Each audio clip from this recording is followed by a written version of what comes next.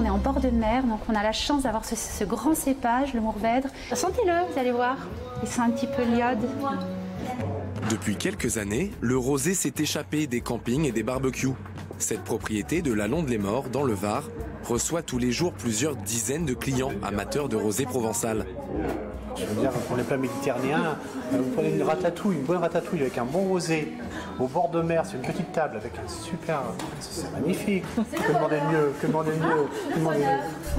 Le succès du rosé s'explique aussi par sa légèreté, qui se joue en ce moment même dès les vendanges. Christophe, il faut rentrer combien aujourd'hui ?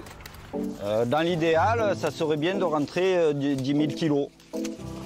La Provence n'a jamais autant cultivé de rosé.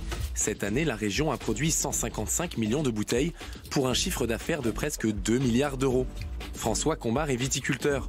Pour changer la réputation de ce vin autrefois méprisé, il le travaille comme un grand vin, lui qui vient de Bourgogne. Pour obtenir une couleur claire, en fait, les raisins rouges, ils ont tous une pulpe blanche. Et ce qui amène la couleur, c'est lorsque la pulpe reste en contact avec la peau. Donc il suffit de limiter ce temps de contact en séparant le plus rapidement possible la peau de la pulpe. Pour des rouges, on demandera une maturité un peu plus importante que pour des rosés, où on cherche quand même plus de fraîcheur, d'acidité et de légèreté dans le vin. François fait plus que jamais attention à la couleur pâle de son rosé. C'est ce que cherchent les Américains, devenus en quelques années les premiers consommateurs au monde.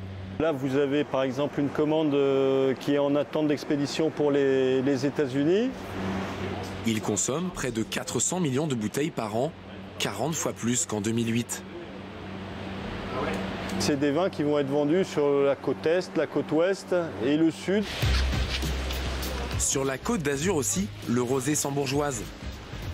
À l'Anjuna, un restaurant coté entre Nice et Monaco, le rosé est sur toutes les tables.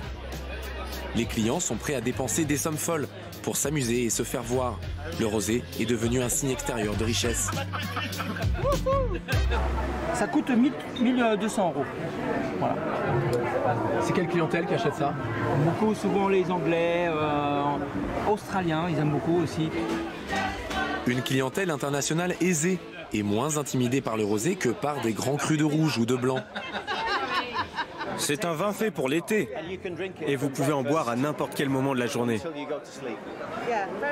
C'est très rafraîchissant. J'adore sa couleur. Cette année, la Provence aura exporté 12 fois plus de rosé qu'il y a 10 ans. Un record absolu.